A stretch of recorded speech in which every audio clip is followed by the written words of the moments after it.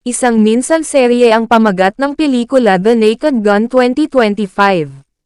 Nagsisimula ang pelikula sa isang grupo ng mga kriminal na pinamumunuan ni Sig Gustafson na nagnanakaw sa isang bangko. Binuksan ni Gustafson ang isang safety deposit box at kinuha ang isang bagay na tinatawag na PLOT device. Pagkatapos, pumasok ang isang batang babae sa gusali at hinarap ang mga magnanakaw. Inalis niya ang kanyang maskara at ibinunyag na siya pala ay si Detective Frank Drebin Jr. Sunod-sunod niyang pinagsusuntok o pinapatay ang mga magnanakaw sa katawa-tawang paraan habang nakasuot pa rin ang uniforme ng isang Girl Scout. Si Frank ay kasapi ng police squad tulad ng kanyang yumaong ama, ngunit madalas niyang nailalagay sa alanganin ang departamento dahil sa labis niyang paggamit ng taktika.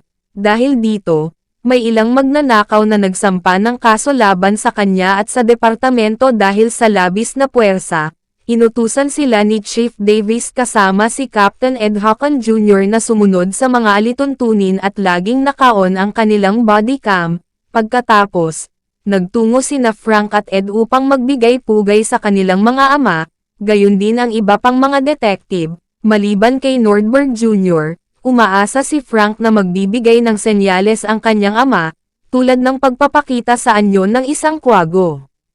Tinawag sina Frank at Ed sa isang crime scene kung saan isang lalaking nagngangalang Simon Davenport ang bumangga ang sasakyan matapos mahulog mula sa isang bangin, na pinaghihinala ang kaso ng pagpapatiwakal. Nakakita si Frank ng isang pangsindi na may guhit ng tigre, habang binanggit ni Ed na may kapatid na babae si Simon na nakatira malapit doon. Samantala, sinubukan ng ibang mga tauhan na hilahin ang sasakyan ni Simon gamit ang crane, ngunit nadulas ito mula sa pagkakahawak ng claw. Pagbalik sa himpilan, nakilala ni Frank ang kapatid ni Simon na si Beth Davenport, at agad siyang nabighani sa kagandahan nito. Natatakot si Beth na may taong sadyang umatake sa kanyang kapatid at hindi siya naniniwalang nagpakamatay ito. Iminungkahi niya na maaaring may kinalaman dito ang boss ni Simon, ang CEO ng Identech na si Richard Kane. Sumang-ayon si Frank na babalikan siya para magbigay ng balita kapag may natuklasan siya tungkol sa kaso. Dumalo si Frank sa isang event na inorganisa ni Kane at ng Identech. Ipinasyal siya ni Kane at ipinakita ang iba't ibang imbensyon ng kumpanya, gaya ng makinang nagpapataas ng bilang ng semilya ng isang lalaki. Iwas rin si Kane sa mga tanong tungkol kay Simon, ngunit napansin ni Frank na ang pangsindi na gamit ni Kane ay may simbolong tigre, katulad ng nakita niya sa kotse ni Simon. Ipinaliwanag ni Kane na ito ay mula sa isang club na pag-aari niya na tinatawag na Bengal. Pagkaalis ni Frank, iniutos ni Kane na padalhan ito ng regalo, isang smart car. Sa hindi inaasahan, nagamit ito ni Frank para maalis ang ilang charging stations at mabutas ang pader ng kulungan, na naging dahilan para makatakas ang ilang preso. Sumama si Frank kina Ed at Detective Barnes para imbestigahan ang isa sa mga magnanakaw sa bangko. Pinanood nila ang security footage. Karamihan dito ay nagpapakita lang kay Frank na kumakain ng chili dogs at nagmamadaling maghanap ng banyo. Umabot pa sa puntong naglabas siya ng baril at nagpaputok para lang mauna siya sa pila.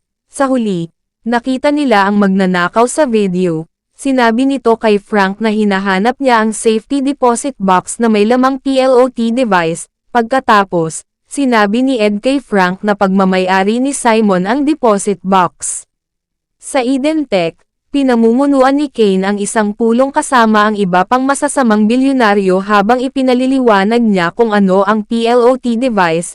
Ang ibig sabihin nito ay primordial law of toughness, at kaya nitong maglabas ng isang frequency na nagpapagalit at nagpapolent sa sinumang mapakinggan. Ang plano ni Kane, na tinawag niyang Project Inferno, ay magtatago muna ang mga bilyonaryo sa isang lihim na bunker habang nagkakagulo at nagwawasak ang mundo. Pagkatapos, ang sinumang makaligtas ay maaaring sumali sa kanilang bagong kaayusan ng mundo, kasama rin sa kanilang live entertainment si Weird Al Yankovic. Pumunta si Frank sa Bengal Club para maghanap ng karagdagang ebidensya. Kinausap niya at kinulit ang bartender tungkol kay Simon, at nakumpirmang kamakailan lang itong pumunta sa bar. nakita ni Frank si Beth doon at ginamit niya ito bilang pang-istorbo kay Kane habang siya naman ay tumingin sa mga security footage. Matapos labanan ang maraming tauhan, kumanta si Beth ng nakakatawang scat song habang palihim na pumasok si Frank sa security room at natagpuan ang video ni Simon na nakikipagkita sa isang reporter na nagngangalang Douglas O'Reilly.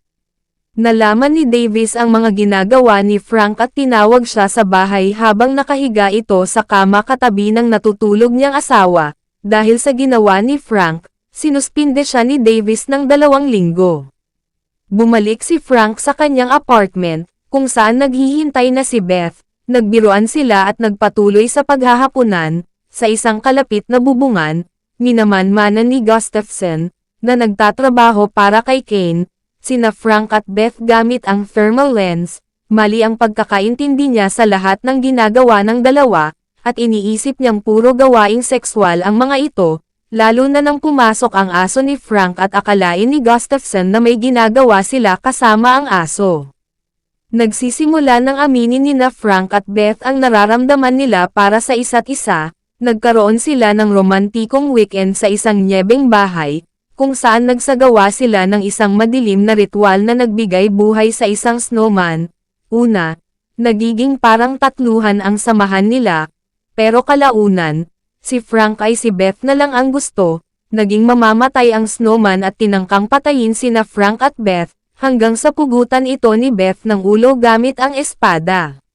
Bumalik sa investigasyon, pumunta si Frank sa apartment ni O'Reilly at doon ay nakakita ng malinaw na mga palatandaan na pinatay si O'Reilly, na para bang sinasadya para ma-frame siya.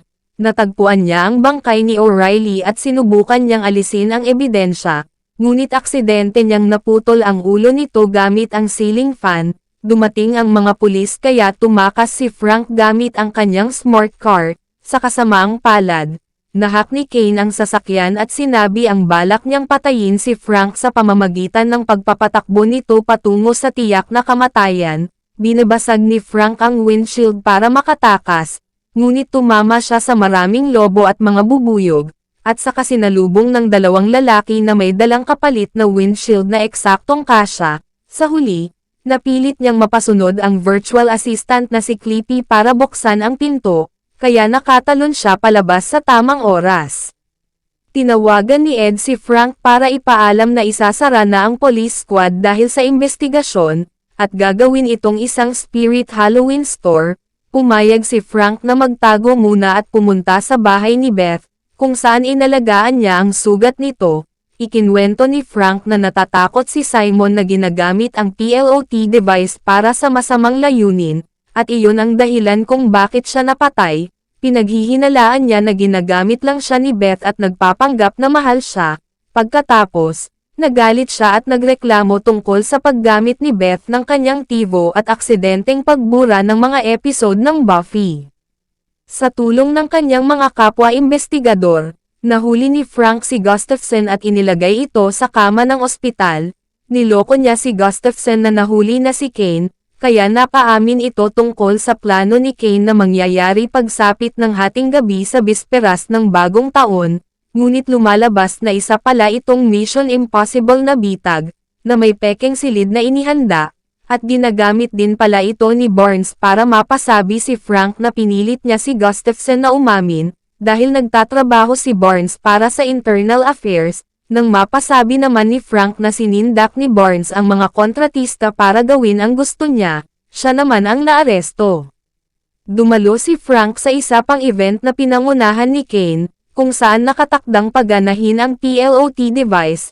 Natuklasan niya na magmumula ang frequency sa mga bola na ibabagsak pagsapit ng hating gabi. Pumasok si Frank sa loob ng mga bola at nawala ang kanyang pantalon, kaya na-expose ang kanyang puwet sa lahat. Samantala, palihim na pumasok si Beth sa event upang gumanti kay Kane sa pagpatay kay Simon. Nabigo ang kanyang plano at nahuli siya. Nakita ni Kane ang kalokohan ni Frank at agad na isinagawa ang device ng maaga pagkaraan magkulang si Frank na may likas ang lahat ng tao roon. Nagkakagulo ang mga tao sa kalsada at nagsisimulang magbasagan ng mukha. Pinagtatabuyan ni Frank ang mga sibilyan sa pamamagitan ng pag-eject ng magazine ng baril at tinatamaan sila sa mukha bago siya sumunod kay Kane, pero ayaw gumana ng kotse niya. Bigla niyang nakita si Frank Sr. na nasa anyo ng kwago, na binuhat siya at pinalipad para makahabol kay Kane. Saglit na napalitan si Frank ni Dave Bautista para magsalita kay Kane habang ang totoong Frank ay pumunta sa banyo. Hanggang sa lusubin ng mga sibilyan si Bautista, maghahanda na sanang maglaban sina Frank at Kane para tapusin ang lahat, pero sumuko si Kane matapos siyang suntukin ni Frank sa tiyan. Sinubukan ni Kane na tumakas gamit ang rocket gloves, pero bumangga siya ng ulo sa poste. Dumating si Beth na gusto pa ring gumanti, pero napakiusapan siya ni Frank na gamitin na lang ang device para ibalik sa normal ang lahat. Naaresto si Kane, at nagpatuloy ang relasyon nina Frank at Beth.